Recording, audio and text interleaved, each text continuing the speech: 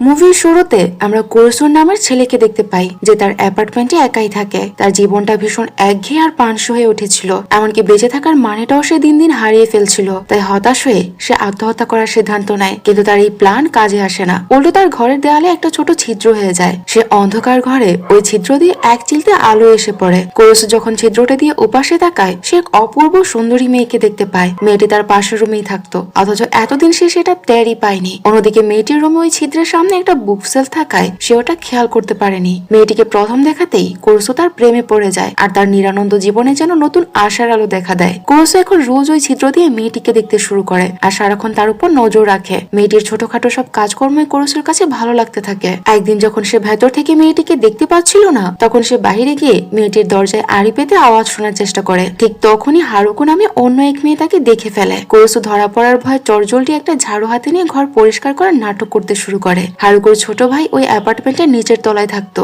কিন্তু সে দরজা খুলছিল না। তাই হারুকু তার ভাইয়ের জন্য দরজার সামনে খাবার রেখে চলে যায়। কুরসুর কোনো কাজ ছিল না, তাই অনেকদিন ভালো করে খাওয়া হয়নি। তার খিদে সহ্য করতে না পেরে সে ওই খাবারগুলোই খেতে শুরু করে। ঠিক সেই সময় তার পাশের রুমে সেই মেয়েটি বাহিরে আসে আর কুরসুকে দেখে ফেলে। মেয়েটির নাম রিও। রিও কুরসুকে জিজ্ঞেস করে যে তুমিও কি অ্যাপার্টমেন্টেই থাকো? কুরসু তাকে হ্যাঁ বলে জানায়। রিওর হাতে একটা ধারালো ছুরি দেখে কুরসু কিছুটা ঘাবড়ে যায়, কিন্তু রিও তাকে আশ্বস্ত করে বলে যে সে রান্না করছিল। সে কুরসুকে তার সাথে খাওয়ার নিমন্ত্রণ জানায়। কুরসু রাজি হয়ে রিওর রুমে যায় আর তারা একসাথে খাবার খায়। খাবারটা কুরসুর খুব পছন্দ হয়। এরপর থেকে কুরসুর সকাল সন্ধ্যা সবসময় ছিদ্র দিয়ে রিওকে দেখতে থাকে। রিও প্রায় তাকে খাবার খাওয়ার দাওয়াত দেয় আর কুরসু নিয়মিত তার ঘরে গিয়ে খাওয়া দাওয়া শুরু করে। কিন্তু একদিন হঠাৎই কুরসুর মনে হয় যে সে যা করছে তা আসলে কতটা ভুল। এভাবে আর কতদিন চলবে? সে রিওকে সরাসরি জিজ্ঞেস করে যে আচ্ছা, তুমি আমার সাথে এত ভালো ব্যবহার কেন করছো? রোজ আমাকে রান্না করে খাও, অথচ তুমি তো জানো আমি কোনো কাজই করি না, এমনকি কলেজেও ভর্তি হতে পারিনি। তোমার কি মনে হয় না যে এই ছেলেটার কতদিন এভাবে তোমার ঘাড়ে বসে খাবে? রিও হেসে এই কথা উড়িয়ে দেয়। বোঝা যাচ্ছিল যে রিও মনে মনে কুরসুকে পছন্দ করতে শুরু করেছে, তবে কুরসুর বিবেকে এই বিষয়গুলো বাজছিল। লুকিয়ে লুকিয়ে রিওকে সারাক্ষণ দেখাটা যে অন্যায় সেটা সে বুঝতে পারে। তাই বাড়ি ফিরে সে দেয়ালে সেই চিত্রটা চিরতরে বন্ধ করে দেয়, কিন্তু তার মন মানছিল না। ঠিক তখনই পাশের ঘর থেকে একটা অদ্ভুত আওয়াজ ভেসে আসে। কৌতূহল সামলাতে না পেরে সে আবার ওই চিত্র দিয়ে উকি দেয়। সে দেখে যে রিও এক অপরিচিত লোককে সাথে নিয়ে ঘরে ঢুকেছে। এটা দেখে কুরসু ভাবে যে হয়তো লোকটা রিওর বয়ফ্রেন্ড, কিন্তু মুহূর্তের মধ্যে চোখের সামনে এক বিবর্ষ দৃশ্য ফুটে ওঠে। রিও লোকটাকে খুন করে ফেলে আর কোনো উন্মাদের মতো হাসতে থাকে। দৃশ্যটা দেখে কুরসুর পায়ের তলার মাটি সরে যায়। সে বুঝতে পারছিল না যে সে যা দেখেছে তাকে সত্যি কিনা নাকি তার চোখের ভুল। ধাক্কা খেয়ে পড়ে যাওয়ার সময় চিত্রটা আবারও বন্ধ হয়ে যায়। কিছুক্ষণ পরে সেখানে একদল ক্লিনার এসে হাজির হয়। তাদের প্রধান ছিল ইরিনা নামে এক নারী। এই ক্লিন আপ টিমের কাজ হলো খুনের জায়গা একদম পরিষ্কার করে ফেলা। ওদিকে নিজের ঘরে বসে কুরসু দিশেহারা হয়ে ভাবছিল যে রিও আসলে কি, সে কেন এই কাজটা করলো। সে তাকে এতদিন কতটা সহজ আর সরল মেয়ে ভেবেছে, আর সে কিনা মানুষকেও মারতে পারে। ঠিক তখনই তার দরজায় বেল বেজে ওঠে। রিও খাবার নিয়ে এসেছে। এরপর তারা দুজনে কুরসুর ঘরে বসে একসাথে খেতে শুরু করে। রিও খেতে খেতে বলে, তুমি কাল জিজ্ঞেস করেছিলে না যে আমি কেন তোমার সাথে খাই? আসলে মানুষ যখন একা থাকে তখন সে নিজেকে অন্যদের সাথে তুলনা করতে চায়, এটা বোঝার জন্য যে সে আসলে স্বাভাবিক কিনা। আমি তোমার সাথে খাই যাতে আমার মনে হয় যে হ্যাঁ, আমিও একজন স্বাভাবিক মানুষ। কুরসুর কাছে কথাটা খুব অদ্ভুত লাগে, কারণ কিছুক্ষণ আগে সে যা দেখেছে তা কোনোভাবেই স্বাভাবিক মানুষের কাছে হতে পারে না। আর এই ঘটনা দেখার পর সে কোনোভাবেই রিওর সাথে স্বাভাবিকও হতে পারছিল না। তার মধ্যে যেন একটা আতঙ্ক আর ভয় কাজ করছিল। সে নিজেকে বারবার বোঝানোর চেষ্টা করছিল যে আমাকে স্বাভাবিক থাকতে হবে, তা না হলে যা কিছু ঘটে যেতে পারে। কিন্তু সে বারবার রিওর সামনে ঘাবড়ে যাচ্ছিল আর প্রচন্ড ভয়ে যেন কুকড়ে যাচ্ছিল। খাওয়া দাওয়া শেষ করে রিও চলে যাওয়ার পর কুরসুর সাথে সাথে কোনো মতে বইগুলো সরিয়ে আবারও পাশের ঘরে উকি দেয়। ঘরটা তখন একদমই ঝকঝকে পরিষ্কার হয়ে যায়। কুরসু ভাবে যে হয়তো পুরো ব্যাপারটাই তার মনের ভুল ছিল। সে হয়তো কল্পনায় থেকে ভুল দেখেছে, ওটা হয়তো বাস্তবে ঘটেইনি। কিন্তু তখনই সে দেখে যে রিওর সাথে ঘরে আরো এক ভদ্র মহিলা আছে। ওই মহিলা যখন ঘর থেকে বের হচ্ছিল তখন কুরসু তার দিকে তাকিয়েছিল, কিন্তু সেই মহিলা অর্থাৎ ইরিনা কুরসুকে দেখে ফেলে। আর এখান থেকে বোঝা যায় যে সে আগে থেকেই তাকে চিনত। পরদিন কুরসু যখন কাপড় ধুতে যায়, রিও তাকে দেখে বলে, তুমি চাইলে আমার ওয়াশিং মেশিন ব্যবহার করতে পারো। কিন্তু কুরসু বিনয়ের সাথে তা না করে দিয়ে বলে, তুমি এমনিতেই আমার অনেক উপকার করেছো, আমি তোমাকে আর কষ্ট দিতে চাই না। তখন রিও আবদার করে বলে যে আজও তারা কুরসুর রুমে একসাথে ডিনার করবে। কুরসু রাজি হলো। তার মাথায় সারাক্ষণ ওই খুনের দৃশ্যটাই ঘুরছিল, যে কিভাবে রিও এত সহজে একজন মানুষকে মেরে ফেলতে পারলো। সে ভাবছিল যে রিও দেখতে এত কিউট আর সুন্দরী, সে কি সত্যি এমন কিছু করতে পারে? কুরসু যখন ঘরে টেবিল সাজাচ্ছিল তখন আবারও ছিদ্র দিয়ে উকি দিয়ে সে দেখে যে আজ রিও নতুন আরেকটা ছেলেকে নিয়ে ঘরে ঢুকেছে। আর দেখতে দেখতে রিও অবলীলায় সেই ছেলেটিকেও দফা রফা করে ফেলে। এই বিভৎস কাণ্ড দেখে কুরসুর গায়ে যেন কাটা দিয়ে উঠছিল। এবার সে আর চুপ থাকতে পারে না। সে ভয়ে চিৎকার চিৎকার করে উঠে। চিৎকারের শব্দ শুনে রিউ সাথে সাথে সেই ছিদ্র লক্ষ্য করে ছুরি চালায়। কুরুসু অল্পের জন্য বেঁচে গেল রিউ বুঝে ফেলে যে কেউ একজন তাকে নজরদারি করছিল। প্রাণ ভয়ে কুরুসু ঘর থেকে দৌড়ে পালায় আর রিউ তার ছুরি নিয়ে পিছু নেয়। দৌড়াতে দৌড়াতে কুরুসু একটা ছাদে গিয়ে পৌঁছায় আর রিউ তার সামনে এসে দাঁড়ায়। রিউ রাগী গলায় জিজ্ঞেস করে যে তুমি ওই ছিদ্র দিয়ে আমার উপর নজর রাখতে কতদিন ধরে এই কাজ করছো তুমি? কুরুসু জানায় যে খুব বেশি দিন হয়নি। এরপর রিউ তাকে মেরে ফেলার জন্য ছুরি উঁচিয়ে ধরতেই কুরুসু শান্ত গলায় বলে যে ঠিক আছে, আমাকে মেরেই ফেলো। আমি তো এমনিতেও নিজেকে শেষ করে দিতে চেয়েছিলাম, কিন্তু পারিনি। আমি এতটাই ভীতু। তুমি যদি আমার এই উপকারটাও করে দাও তাহলে সেটা আমার জন্য আরো বড় কিছু হবে। আর আমি আত্মহত্যা করতে গিয়ে ওই চিত্রটা খুঁজে পেয়েছিলাম আর তোমাকে দেখতে দেখতে তোমার প্রেমে পড়ে যাই, যে কারণে আমার আর নিজেকে শেষ করা হয়নি। এখন আমি যার প্রেমে পড়েছি সেই যদি আমাকে শেষ করে দিতে চায় তাহলে সেটা তো আমার সৌভাগ্যের বিষয়। আমার একসাথে দুটো ইচ্ছেই পূরণ হবে, যে আমি ভালোবাসার মানুষের হাতেই মরতে পারবো। কুরুসু আরো বলে যে আমি যদি আজ পালিয়েও যাই আমি জানি না পরে কিভাবে বাঁচবো। এই বলে সে রিউর সামনে মরার জন্য হাঁটু গেড়ে বসে পড়ে। কুরুসুর এমন অদ্ভুত আর সাহসী ভঙ্গি দেখে রিউ একেবারে অবাক হয়ে যায়। তার মনে কুরুসুর জন্য ভালোবাসা জেগে ওঠে আর সে বলে যে তুমি তো সত্যিই বেশ মজার মানুষ। তোমার মতো এতটা মজার আর সরল মানুষ আমি আর কখনো দেখিনি। সাথে সাথে তুমি সাহসীও বটে। সে কুরুসুর গলায় ছুরি ঠেকিয়ে জিজ্ঞেস করে যে বলো তো এই মুহূর্তে তোমার কেমন লাগছে? তুমি কি এখনো আমাকে পছন্দ করো? কুরুসু উত্তরে বলে যে হ্যাঁ, আমি এখনো তোমাকে মন থেকেই পছন্দ করি আর এটা সবসময় করে যাব। এই কথা শুনে রিউ তাকে আর মানে না, উল্টো কুরুসুর শরীরে রক্ত চেখে দেখে সে বলে যে তাজা রক্তের স্বাদ একদম লবণের মতো। কুরুসু তখন মনে মনে ভাবে যে মেয়েটা কি পাগল নাকি। তবে সুযোগ বুঝে সে রিউকে কিস করার চেষ্টা করে, কিন্তু রিউ তাকে থামিয়ে দেয় আর শাসিয়ে বলে এখন একদম না, নয়তো মেরেই ফেলবো। এখন শুধুই ছিদ্র দিয়ে আমার উপর নজর রাখো, এতটুকুই। এর থেকে বেশি কিছু যদি করার চেষ্টা করো তাহলে কিন্তু তুমি সত্যি সত্যি মারা যাবে। পরদিন সেই মেয়েটি অর্থাৎ হারুকো, যার খাবার কুরুসু খেয়ে ফেলেছিল, সে আবারও তার ভাইয়ের সাথে দেখা করতে আসে। হারুকো তার ভাইকে বকাঝকা করছিল কারণ সে অনেকদিন ধরে বাবা মায়ের সাথে দেখা করতে যাচ্ছিল না, কিন্তু ছেলেটার তাতে কোনো ভ্রুক্ষেপই নেই। সে তার বিড়াল নিয়ে ব্যস্ত ছিল। ঠিক তখন হারুকো আর তার ভাই দুজনেই কুরুসুকে দেখে হেলো বলে। এরপর রিউ ওই ছিদ্র দিয়ে নিজের রুমটা একবার দেখে নেয় আর তারা দুজনে আবার একসাথে খেতে বসে। কুরুসু এবার রিউর জন্য কাজ করার সিদ্ধান্ত নেয় আর পরের দিনই একটা স্টোরে চাকরি শুরু করে। রাতে বাড়ি ফেরার পর তারা ওই দেয়ালের ছিদ্র দিয়ে একে অপরের সাথে কথা বলে। পরদিন কুরুসু রিউর সাথে তার কলেজে যায়। সেখানে রিউ সবার সামনে ঘোষণা করে যে কুরুসু তার বয়ফ্রেন্ড।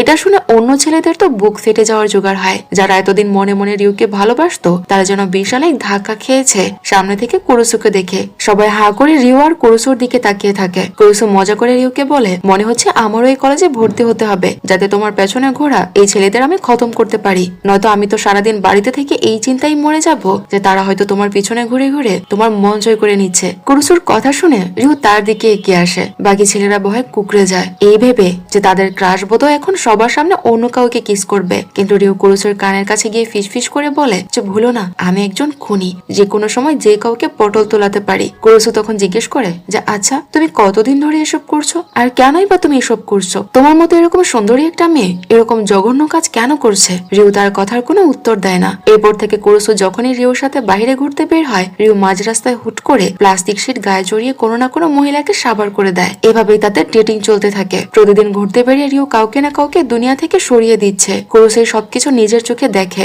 আর অবাক হয়ে রিউকে জিজ্ঞেস করে যে আচ্ছা এই মানুষগুলো তোমার কি ক্ষতি করেছে? তুমি কেন ওদের এইভাবে মারছো? তোমার কি একটুও খারাপ লাগে না? কারণ সবাই তো নিজের জীবনকে ভালোবাসে, কিন্তু তুমি তো নিজের জীবন ভালোবেসে অন্য মানুষের জীবনগুলোকে নষ্ট করে দিচ্ছ।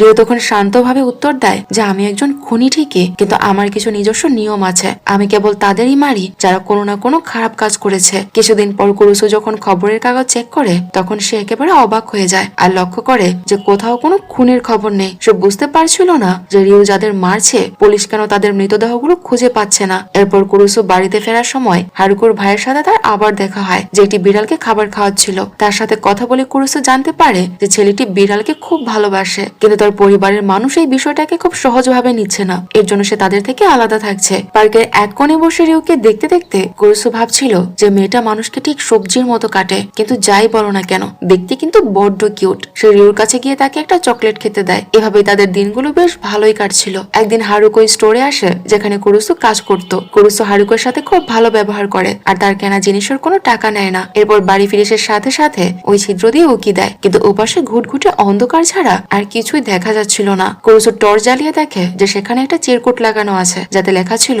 যে রাত 10টা পর্যন্ত নিজের রুমেই থেকো। কুরুসু বেশ খুশি মনে রাতের খাবারের তোড়জোড় শুরু করে। করে, কিন্তু হঠাৎ করে রিউ রুম থেকে একটা শব্দ আসে। কুরুসু ছিদ্র দিয়ে উকি মারতেই তার কলিজা যেন কেঁপে ওঠে। সে দেখে যে রিউ হারুকোর ভাইকে বেঁধে রেখেছে আর তাকে মারার প্রস্তুতি নিচ্ছে। কুরুসু চিৎকার করে ওঠে আর বলে যে থেমে যাও রিউ, ওকে মেরো না, ও কি দোষ করেছে। কিন্তু রিউ কর্কশ গলায় বলে তুমি চুপ থাকো, ও কি দোষ করেছে সেটা ও নিজে জানে আর আমি জানি, এটা তোমার না জানলেও চলবে। তুমি শুধু মন দিয়ে দেখো যে আমি ওকে কিভাবে মারি। এই বলে রিউ হারুকোর ভাইয়ের গলা কেটে দেয় আর ছেলেটি সেখানেই সাথে সাথেই মারা যায়। কুরুসু পাথর হয়ে দাঁড়িয়ে থাকে, সেজন্য একদম স্তব্ধ হয়ে যায়। সে বুঝতে পারছিল না যে এই মুহূর্তে তার কি করা দরকার আর সে রিউকে কি বলতে পারে। সে ভাবতেই পারেনি যে রিউ এমন কিছু করবে। ঠিক তখনই রিউ রুমে সেই ক্লিনার দল আর তাদের প্রধান ইরিনা এসে হাজির হয়। এই বিভৎস দৃশ্য সহ্য করতে না পেরে কুরুসুর সাথে সাথে রিউর রুমে ছুটে যায় আর ইরিনাকে চিৎকার করে জিজ্ঞেস করে যে তুমি কে আর এখানে তোমরা কি করছো। ইরিনা তখন শান্তভাবে উত্তর দেয় যে সেই ক্লিনার দলের প্রধান। তাদের কাজ হলো মৃতদেহ সরিয়ে ফেলা আর খুনের জায়গা এমন ভাবে পরিষ্কার করা যাতে কেউ বিন্দুমাত্র সন্দেহ করতে না পারে। ইরিনা তার লোকদের নির্দেশ দেয় যে লাশটার অবস্থা খুব একটা ভালো না, তাই এটা এখানেই কেটে টুকরো করো। ওর কথা শুনে ক্লিনাররা হারুকুর ভাইয়ের শরীর ওখানে কাটতে শুরু করে দেয়। এরপর ইরিনা কুরুসুকে এক ভয়ঙ্কর সত্যি জানায়। সে বলে যে অনেকের মানুষের শরীরের অংশ চড়া দামে কেনে আর সেগুলো গয়না হিসেবে ব্যবহার করে। ইরিনা নিজের কানের দুল দেখিয়ে বলে যেমন আমি এটি করেছি। ওর দোলজোড়া দেখে কুরুসুর আত্মা কেঁপে উঠে। সে কাপা কাপা গলায় জিজ্ঞেস করে রিউ কোথায় আর ও হারুকুর ভাইকে মারলো কেন। ইরিনা বলে চলো নিজের চোখেই দেখে নাও। ইরিনার কাছে হারুকুর ভাইয়ের রুমের চাবি ছিল। সে কুরুসুকে সে রুমে নিয়ে যায়। রুমটা দেখা মাত্রই কুরুসুর গা একদম গুলিয়ে ওঠে। ওটা কোনো স্বাভাবিক মানুষের ঘর ছিল না, সেখানে অজস্র বিড়ালের মরা পচা দেহ পড়েছিল। হারুকুর ভাই আসলে নিজেও একটা সাইকো ছিল। সে মানসিক ভাবে অসুস্থ ছিল, এর জন্য সে তার পরিবারের থেকে দূরে থাকতো আর সে বিড়ালকে ভালোবাসতো না, বরং তাদের নিয়ে বিভিন্ন রিসার্চ করত, যেটা কিনা ছিল পুরোটাই পাগলামি। সে প্রথমে বিড়ালদের খাবার খাইয়ে পোষ মানাতো, তাদের সাথে বন্ধুত্ব করত আর নিজের বাসায় নিয়ে এসে তাদের সাথে থাকতে শুরু করত। তারপর সে একদিন তাদেরকে মেরে তাদের উপর কাটাছেড়া করে পড়াশোনা করত আর এই বিষয়গুলো তার মা বাবা আর হারুকো একদম পছন্দ করতো না। এর জন্য সে তাদের থেকে আলাদা থেকে এই জঘন্য কাজগুলো করে যাচ্ছিল। এই দৃশ্য দেখে কুরুসা একদম স্তব্ধ হয়ে যায়। ইরিনা হেসে বলে এত ঘাবড়াচ্ছ কেন, তোমারও তো একই দশা হতে চলেছে। তুমি শুধু এটাই মনে রেখো যে রিউ এমনি এমনি কারোর সাথে বন্ধুত্ব করে না, ও নিশ্চয় তোমাকেও মেরে ফেলবে। কারণ ও কাউকে যখন মারে তার আগে তার প্রথম ধাপ হচ্ছে তার সাথে ভালো সম্পর্ক করা, বন্ধুত্ব করা, তারপর তার বাসায় নিয়ে আসা আর তখনই সে তার কার্য হাসিল করে। ইরিনার এসব কথা শুনে ভয়ে আড়ষ্ট কুরুসু নিজের ঘরে এসে চাদর মুড়ি দিয়ে শুয়ে থাকে। সে যেন নিজেকেই নিজে বিশ্বাস করতে পারছিল না। ইরিনার প্রতিটা কথা যেন বারবার তার মনে হতে থাকছিল। ঠিক তখনই রিউ এসে দরজায় কড়া নাড়ে, কিন্তু সে এতটাই ভয়ে জড়সড় হয়েছিল যে সে দরজা পর্যন্ত খুলতে পারছিল না। তার চোখের সামনে বারবার হারুকুর ভাইয়ের সে খুনের দৃশ্যটা ভেসে আসছিল। ঠিক তখনই রিউ জানালা দিয়ে কুরুসুর ঘরে ঢুকে পড়ে আর জিজ্ঞেস করে যে কি ব্যাপার, আমি তোমাকে এতক্ষণ ধরে দরজায় নক করছি আর তুমি দরজায় খুলছো না, তার কারণ কি। কুরুসু তখন থেকে মিথ্যে বলে যে তার শরীর খুব একটা ভালো না, সে খুব অসুস্থ অনুভব করছে। রিউ তার পাশে শুয়ে পড়ে আর বলে আমি তোমার শরীর ঠিক করে দিচ্ছি। কিন্তু কুরুসু এখন রিউর সংস্পর্শেও ভয় পাচ্ছে। কুরুসু রিউর চেহারার দিকে তাকাতেও যেন ভয় পাচ্ছিল। সে রিউকে বলে মানুষকে এভাবে মারা একদম ঠিক না রিউ, তুমি যা করছো তা একদমই ঠিক নয়, সেটা পুরোটাই ভুল। এই নিয়ে দুজনের মধ্যে কথা কাটাকাটি হয় আর কুরুসু স্পষ্ট জানিয়ে দেয় যে সে আর এসব দেখতে চায় না। রিউ তখনই ঘর থেকে চলে যায়। তবে অবাক করার বিষয় হলো এত কিছুর পরও কুরুসুর অবচেতন মনে রিউকে এখনো তার কিউটি লাগছে। সে এখনো রিউকে ভুলতে পারছে না, বরং তার মনে রিউর জন্য যে আলাদা জায়গা তৈরি হয়েছিল সেটা যেন এখনো আগের মতোই আছে। সে কোনোভাবেই নিজেকে বোঝাতে পারছিল না যে রিউ কোনো স্বাভাবিক মানুষ নয়, তাকে ভালোবাসা যায় না। পরদিন স্টোর থেকে ফেরার সময় কুরুসুর সাথে হারুকোর দেখা হয়। সে তার ভাইয়ের সাথে দেখা করতে এসেছিল, কিন্তু স্বাভাবিকভাবেই তাকে কোথাও খুঁজে পাচ্ছিল না। হারুকো কুরুসুর সাথে কথা বলে আর তাকে জিজ্ঞেস করে যে তুমি কি আমার ভাইকে দেখেছো, ও ঠিকঠাক মতো ইউনিভার্সিটি যাচ্ছে কিনা তাও তো আমি জানি না। কুরুসু সরাসরি তার কথা অস্বীকার করে বলে যে না না, আমি তো তোমার ভাইকে দেখিনি আর তার সম্পর্কে আমি কিছু জানিও না। ঠিক তখনই রিউ তাদের দুজনকে একসাথে কথা বলতে দেখে ফেলে। হারুকো রিউকে দেখে সৌজন্যবশত হাই বলে আর জানা যে তার ভাই এই অ্যাপার্টমেন্টেই থাকে, সে তাকেই খুঁজতে এসেছে। শুনে রিউ বেশ স্বাভাবিকভাবে হারুকোকে বলে চলো আমার ঘরে গিয়ে একসাথে লাঞ্চ করি। কিন্তু কুরুসু বিপদ আজ করতে পেরে সাথে সাথে বাধা দেয়। সে বলে না না, আমাদের তো একটা কাজ আছে, বাইরে যাওয়ার কথা ভুলে গেলে। এরপর সে হারুকোকে আশ্বস্ত করে বলে তোমার ভাই ফিরলে আমি তোমাকে কল করে দেব। হারুকো চলে যাওয়ার পর কুরুসু রিউকে ঝেঁঝে জিজ্ঞেস করে তুমি কি ওকেও মেরে ফেলার মতলব করছিলে নাকি। রিউ কোনো উত্তর না দিয়ে গটগট করে ভেতরে চলে যায়। কুরুসু তার পিছু পিছু গিয়ে বলে হারুকো আগামী বুধবার আবার আসবে, যদিও সব সত্যি জেনে ফেলে তখন কি হবে। রিউ তখন খুব ক্যাজুয়াল ভঙ্গিতে বলে আরে চিল, আমরা কোনো প্রমাণ রাখিনি। কিন্তু কুরুসুর মন মানছিল না। সে আবারও জিজ্ঞেস করে তুমি কি হারুকোকেও মারবে। এবার রিউ সাফ মানা করে দেয়। সে বলে আমার কিছু আদর্শ নিয়ম আছে, আমি যাকে তাকেই মেরে ফেলি না। আমি যদি যাকে তাকেই মারা শুরু করি তাহলে তো আমার ক্যারেক্টারই নষ্ট হয়ে যাবে। আমার প্রফেশনটাই অন্যরকম। অন্যরকম। পরদিন হারুকো কুরুসুকে মেসেজ করে একটি ক্যাফেতে দেখা করতে ডাকে, যাতে তার ভাইয়ের ব্যাপার আরো কিছু আলাপ করা যায়। কুরুসু যখন সেখানে যাচ্ছিল, হঠাৎ একটি কালো ভ্যান তার সামনে এসে দাঁড়ায় আর তাকে অপহরণ করে নিয়ে যায়। গাড়ির ভেতরে ছিল ইরিনা। কুরুসুকে দেখে সে মজা করে বলে, যারে তুই এখনো বেঁচে আছিস? আমি তো ভেবেছিলাম তুই বোধহয় পটল তুলেছিস। কুরুসু বিরক্ত হয়ে বলে, তোমাদের কারণে হারুকো এখন পাগলের মতো তার ভাইকে খুঁজে বেড়াচ্ছে, আর কত মানুষ তার নিজের আপনজনকে হারিয়েছে। তোমরা যা করছো তা একদমই ঠিক নয়। এরকম ভাবে কোনো অন্যায়কারীর বিচার করা যায় না। কিন্তু ইরিনা ছিল রিওর মতো একদম শক্ত মনের। সে বলে যে হারুকো কখনোই তার ভাইয়ের খোঁজ পাবে না। এরপর সে কুরুসুকে এক অদ্ভুত প্রস্তাব দেয়। সে তাকে বলে যে এমনিতেই তো তুই কোনো কাজের না, কিন্তু তুই একটা চমৎকার লাশ হতে পারিস। তাই যদি মরার তোর শখ থাকে তবে আমি তোকে এই কাজে সাহায্য করতে পারি। কুরুসু তার কথা একদম অবাক হয়ে যায় আর সে চুপও হয়ে যায়। এরপর সে ক্যাফেতে হারুকোর সাথে দেখা করে। হারুকো তাকে জানায় যে সে পুলিশের কাছে গিয়েছিল, কারণ তার বাবা মা জানিয়েছে যে তার ভাই অনেকদিন ধরে বাড়িও ফিরছে না। হারুকো তখন নিজেই বলে যে হয়তো তার ভাই কোনো ট্যুরে গেছে। এই ভেবে সে ডায়েরি বা অভিযোগটা আর জমা দেয়নি। শুনে কুরুসু হাফ ছেড়ে বাঁচে, কিন্তু স্বস্তি বেশিক্ষণ টিকে না। যখন হারুকো বলে যে এখন আমি অ্যাপার্টমেন্টের মালিকের সাথে কথা বলবো যাতে ভাইয়ের রুমটা একবার চেক করতে পারি, সে কুরুসুকে বলে তুমি কি আমার সাথে একবার আসবে আমার ভাইয়ের রুমটা চেক করার জন্য? হারুকো আসলে একা কথা বলতে ভয় পাচ্ছিল, তাই কুরুসু তাকে না বলতে পারে না। তারা মালিকের সাথে দেখা করে আর মালিক তার মাস্টার কি দিয়ে হারুকোর ভাইয়ের রুম খুলে দেয়। ভেতরে ঢুকে কুরুসু তো একদম হয়ে যায়। সেখানে খুনের সব চিহ্ন মুছে ফেলা হয়েছে। রুমটা এখন দেখতে একদম সাধারণ একজন ছাত্রের ঘরের মতো লাগছিল। এমনকি সেখানে একটা যাতায়াতের টিকিটও পাওয়া যায়, যা দেখে হারুকোর পুরোপুরি ধারণা হয় যে তার ভাই সত্যি হয়তো কোথাও ট্যুরে গেছে। কুরুসু মনে মনে ইরিনাকে ধন্যবাদ দেয় যে সে সময় মতো সবকিছু পরিষ্কার করে দিয়েছে। হারুকোর দুশ্চিন্তা অনেকটা কমে যায়। কুরুসু তাকে বলে ভবিষ্যতে কোনো দরকার হলে আমাকে জানিও। হারুকো হেসে বলে না থাক, বেশি মাখামাখি করলে তোমার গার্লফ্রেন্ড আবার আমার উপরও রেগে যেতে পারে। কুরুসু দীর্ঘশ্বাস ফেলে বলে ও হ্যাঁ, আমরা ডেট করছি ঠিকই, কিন্তু বড্ড জটিল একটা মেয়ে, কখন যে কি করে বসে তার কোনো ঠিক নেই। কথা বলতে বলতে তারা একসাথে বের হয়। রাতে যখন কুরুসু বেশ ফুরফুরে মেজাজে বাড়ি ফিরছিল, তখন সে রিউকে অন্য এক ছেলের সাথে দেখতে পায়। ছেলেটার হাতে একটা মৌমাছি ট্যাটু ছিল আর সে রিউর বেশ ঘনিষ্ঠ হয়ে দাঁড়িয়েছিল। এটা দেখে কুরুসুর মনে সন্দেহ জাগে। সে ভাবতে থাকে যে রিউকে তাকেও ধোকা দিচ্ছে, ও কি অন্য কাউকে ভালোবাসে। রাতে ডিনারের সময় কুরুসু রিউকে বলেই ফেলে যে তুমি কি গোপনে আমার সাথে ব্রেকআপ করার ছক করছো নাকি? রিউ তাকে পাল্টা প্রশ্ন করে হঠাৎ এই কথা কেন? তুমি নিজেই তো আজকাল ওই চশমা পরা মেয়েটার সাথে খুব বেশি গুড়গুড় করছো। তুমি কি আমাকে ছেড়ে ওই হারুকার সাথে প্রেম করার পরিকল্পনা করছো নাকি? কুরুসু তখন সাথে সাথে প্রতিবাদ করে জানায় যে তেমন কিছুই নয়। তখন রিউ শুধু এটুকুই বলে যে ইরিনা তার কাজে সত্যি ওস্তাদ, কারণ সে প্রমাণ মেটাতে সেরা। রিউ বলে ইরিনা যখন বলেছে সেসব প্রমাণ মিটিয়ে দিয়েছে, তখন তোমার আর টেনশন করার বা মাঝখানে নাক গলানোর কোনো দরকার ছিল না। এই নিয়ে তাদের মধ্যে আবার কথা কাটাকাটি হয় আর রিউ রেগে যায়। কুরুসু তাকে শান্ত করার জন্য জড়িয়ে ধরে, কিন্তু রিউ আবারও তাকে থামিয়ে দেয় আর হুমকি দিয়ে বলে বেশ বাড়াবাড়ি করলে কিন্তু মেরেই ফেলবো। এরপর সিন পরিবর্তন হয় আর আমরা বিগেং নামের এক আস্তানায় রিউকে দেখতে পাই। সেখানে এক লোক রিউকে আক্রমণ করতে গেলে তাদের লিডার তাকে থামিয়ে দেয়। লিডার রিউকে বলে তুই যাকে মেরেছিস সে আমার খুব কাছের বন্ধু ছিল। আসলে কুরুসু রিউকে যে ছেলেটির সাথে দেখেছিল রিউ তাকেও খতম করে দিয়েছে। লিডার যখন এটা জানতে পারে সে রিউকে তাদের গ্যাংয়ে যোগ দেওয়ার প্রস্তাব দেয়, কিন্তু রিউ সেই প্রস্তাব সাথে সাথে প্রত্যাখ্যান করে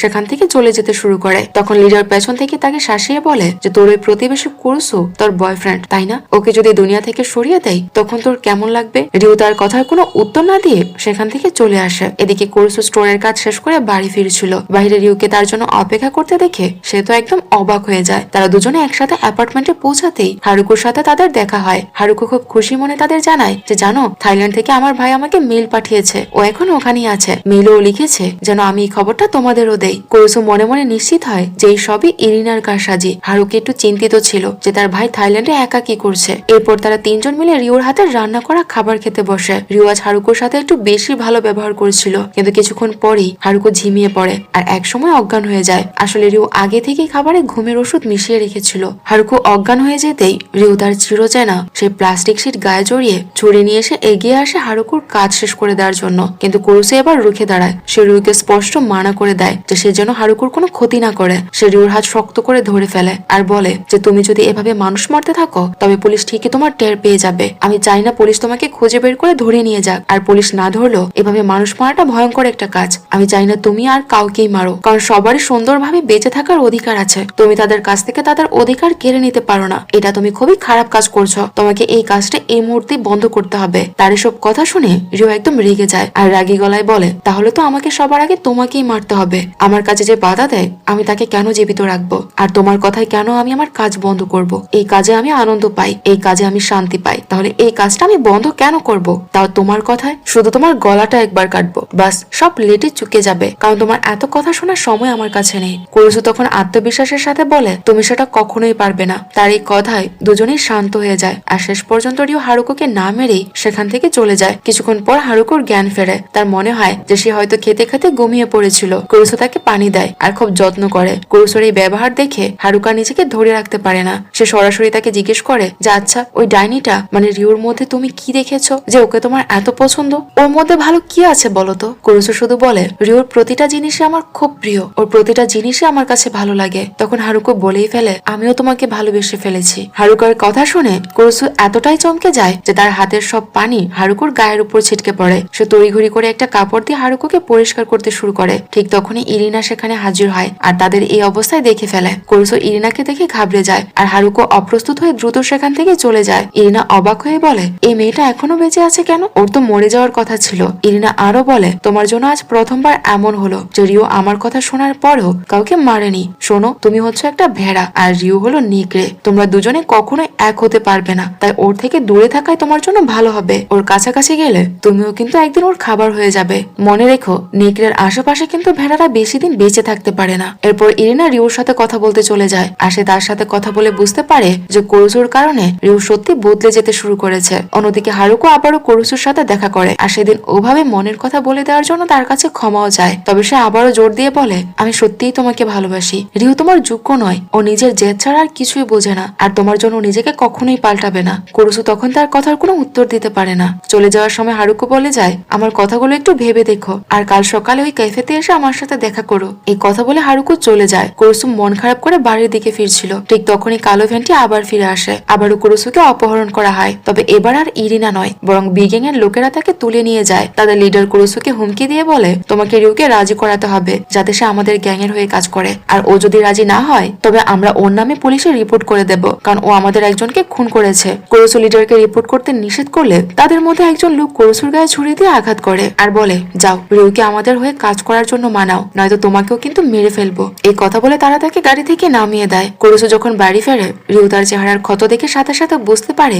যে তার সাথে কি হয়েছে। এটি দেখে রাগে সে ফেটে পড়ে। সে গ্যাং এর সবাইকে খতম করতে যাওয়ার সিদ্ধান্ত নেয়, কিন্তু কুরুসু তাকে আটকে দেয় আর বলে, ওদের মেরো না। রিও তখন চিৎকার করে বলে, আমি যদি ওদের না মারি তবে ওরা তোমাকেই মেরে ফেলবে। কুরুসু তাকে শান্তভাবে বোঝানোর চেষ্টা করে যে রক্তপাত এড়িয়ে চলাই এখন ভালো, কারণ তুমি আরেকজনের যত রক্ত ঝরাবে বিপরীত পক্ষ তোমার রক্ত ঝরাতে চাইবে, আর এই প্রক্রিয়া সারা জীবন চলতেই থাকবে। এর কোনো সমাধান হবে না। সমাধান একটাই, যে কোনো এক পক্ষকে রক্ত ঝরানো বন্ধ করতে হবে। রিও তার কথা একদম রেগে যায় আর সে ক্ষোভের সাথে বলে, তুমি ওই ছিদ্র দিয়ে আমাকে রোজ দেখতে, তাই না? আমি কি করি তা তো তুমি জানোই। আমি মানুষকে মারি, এটাই আমার কাজ, আর আমি এটাই করে যাব। তুমি আমাকে কখনোই পাল্টাতে পারবে না, আর তুমি আমার কাজে কখনো বাধাও দিতে আসবে না। কুরুসু তার কথা শুনে পাল্টা চিৎকার করে বলে, তুমি হারুকুকে মারোনি, নিজেকে আটকিয়েছিলে। তার মানে তুমি চাইলে নিজেকে বদলাতে পারো, কারণ মানুষ চাইলে যে কোনো কাজ করতে পারে। তুমি যতটা সহজভাবে মানুষকে মারছো, ঠিক তেমনই তুমি চাইলে সহজভাবে এই কাজ থেকে নিজেকে দূরেও রাখতে পারবে, আর সেটা তোমার দ্বারা অবশ্যই সম্ভব। তুমি একবার চেষ্টা করে দেখো। কিন্তু রিও তার কথায় ভেঙে পড়া গলায় বলে,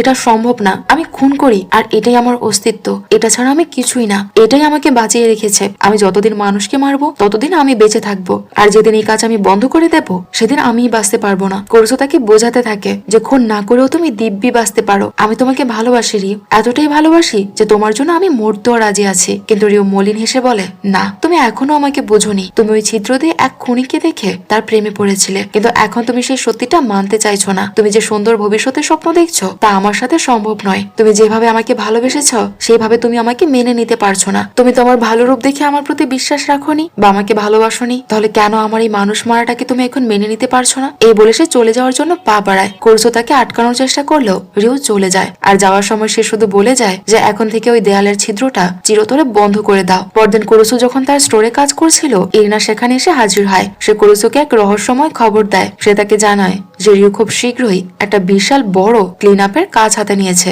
ইরিনার কথা শুনে কুরুসু আটকে ওঠে। তার মানে রিও একসাথে অনেক মানুষকে মারার প্ল্যান করছে। কুরুসু মনে মনে ভাবে যে এটা কতটা ভয়ানক হতে পারে, কিন্তু পরক্ষণেই তার মনে হয় রিও তো খুন করতেই ভালোবাসে, তাকে থামানোর সাধ্য কার, আর তাকে এই কাজে থামানোর কোনো প্রয়োজনও নেই। বাড়ি ফেরার পর রিওর ঘর থেকে একটা আওয়াজ আসে। কুরুসু ছিদ্রটা ঢেকে রেখেছিল ঠিকই, কিন্তু রিওর চিন্তায় সে আবারও উকি দেয়। সে দেখে যে রিও আবারও একজনকে মেরে ফেলেছে, কিন্তু অবাক করার বিষয় হলো তাকে মেরে ফেলার পর রিও নিজেও কাঁদছে। এই দৃশ্য দেখে রিও একেবারে অবাক হয়ে যায়, কারণ এতদিন সে যত মানুষকে মেরেছে তাদেরকে মেরে ফেলার পর পর রিউ পৈশাচিক উল্লাসে আনন্দ করত আর হাসতো, কিন্তু আজ সে কাঁদছে। তার মানে সে কুরুসুকে সত্যি ভালোবাসে আর নিজেকে বদলাতে চাইছে। আর এই কাজ করে সে আগে যেরকম আনন্দ পেত, এখন সে আর সে আনন্দটা পাচ্ছে না। তার মানে তার ভেতর থেকে পরিবর্তন আসছে, আর এই ভেতরের পরিবর্তনটাই তাকে বাইরে থেকেও পরিবর্তন করে দিতে পারে। কুরুসুর সাথে সাথে রিউর পেছনে ছোটে। ওদিকে হারুকো ক্যাফেতে বসে তার জন্য অপেক্ষা করছিল। কুরুসু তাকে ফোন করে জানিয়ে দেয় যে সে আসতে পারবে না, কারণ সে রিউকেই ভালোবাসে। রিউর তাকে প্রয়োজন থাকুক বা না থাকুক, কুরুসুর জীবনে রিউকে খুব প্রয়োজন, আর সে কোনোভাবেই রিউকে ছাড়া থাকতে পারবে না। তাই সে সারা জীবনের জন্য রিউর সাথে থাকার প্রতিজ্ঞা করেছে। এরপর কুরুসু দৌড়ে সে বিগেং এর আস্তানায় পৌঁছায়। সে চিৎকার করে তাদের উদ্দেশ্যে বলে যে রিউকে আর কাউকে মারতে বাধ্য করো না। সে রিউর হয়ে ওই গুন্ডাদের সাথে লড়াই শুরু করে, কিন্তু তারা কুরুসুকে উল্টে মারধর করে মজা নিতে থাকে। ঠিক সেই সময় রিউ সেখানে চলে আসে। সে একটা বিষাক্ত গ্যাসের ক্যান ছুড়ে মারে যাতে সবার শ্বাস নিতে কষ্ট হয়। এরপর সে সামনে এসে কুরুসুকে এই অবস্থায় দেখে রাগে অন্ধ হয়ে যায়। দুই হাতে কাঁটা নিয়ে সে মুহূর্তের মধ্যে সেখানে থাকা সবাইকে সাবার করে দেয়। খুনি সে এতটাই পটু ছিল যে এত মানুষকে মারা তার কাছে কোনো ব্যাপারই ছিল না। সবশেষে তাদের লিডার তলোয়ার নিয়ে তেড়ে এলে রিউ তার তলোয়ার দিয়েই তার গলা কেটে ফেলে। সব শেষ হওয়ার পর রিউ কুরুসুকে জিজ্ঞেস করে, তুমি এখানে কি করছো? কুরুসু বলে, আমি ওদের থামাতে এসেছিলাম যাতে ওরা তোমাকে আর কাউকে মারার অর্ডার না দেয়। রিউ তখন তাকে শুধরে দিয়ে বলে, আমি কারো অর্ডারে খুন করি না, আমার নিজস্ব নিয়ম আছে। কুরুসু তখন অবাক হয়ে তাকে জিজ্ঞেস করে, তাহলে কিছুক্ষণ আগে যাকে মারলে তখন তুমি তাকে মারার পর না হেসে কেন কাঁদছিলে?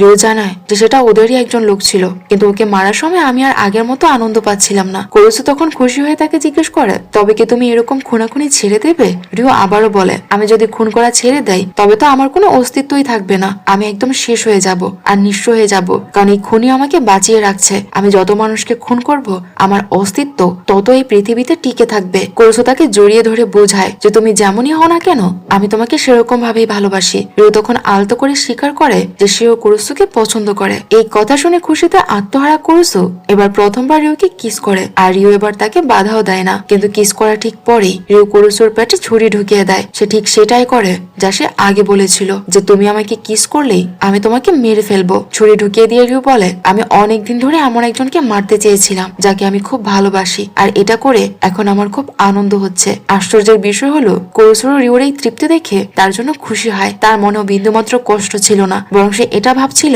যে আমি যাকে ভালোবাসি আমার মৃত্যুর সাথে সাথে আমি তাকে খুশি করতে পারছি, কারণ পছন্দ আর ভালোবাসার মানুষকে খুশি হতে দেখে কার না ভালো লাগে। কুরুসুরও ঠিক তেমনটাই হচ্ছিল। সে মনে মনে ভাবছিল যে আমি এতদিন নিজেকে বেকার আর অপদার্থ মনে করেছি, যে আমাকে দিয়ে কোনো কাজই হবে না, কিন্তু আমি আমার মৃত্যুর সাথে সাথে আমার পৃথিবীর সবচেয়ে প্রিয় মানুষকেই খুশি করতে পেরেছি, আর এটাই আমার সব থেকে বড় প্রাপ্তি। আর এটাই আমার বেকারত্ব আর আমার অপদার্থ যে লোগোটা ছিল সেটা দূর করে দিয়েছে। গল্পের শেষে দেখা যায় কিছুদিন পর রিউ তার অ্যাপার্টমেন্ট বদলে অন্য কোথাও চলে যাচ্ছে। তবে সুস্থির বিষয় হলো সেদিন রিউ কুরুসুকে পুরোপুরি মেরে ফেলেনি। কুরুসু এখনো বেঁচে আছে, আর তারা দুজনে একসাথে থাকার সিদ্ধান্ত নিয়েছে, কারণ কুরুসু মৃত্যুর সময় নিজেকে বাঁচানোর পরিবর্তে সে রিউকে খুশি করার জন্য তার সামনেই দাঁড়িয়েছিল, আর শেষ মুহূর্ত সে রিউকে ভালোবাসার কথা বলে যাচ্ছিল, যেটা কিনা রিউকে ভেতর থেকে নাড়িয়ে দেয়। কুরুসুর এত ভালোবাসা দেখে রিউ নিজেকে পরিবর্তন করার সিদ্ধান্ত নেয়। সে ঠিক করে যে সে আর খুন করবে না। তবে যাওয়ার সময় সে মুচকি হেসে কুরুসুকে বলে যে আমার নিজেকে সামলানো কঠিন হবে, কিন্তু দেখিনিও কুরুসু,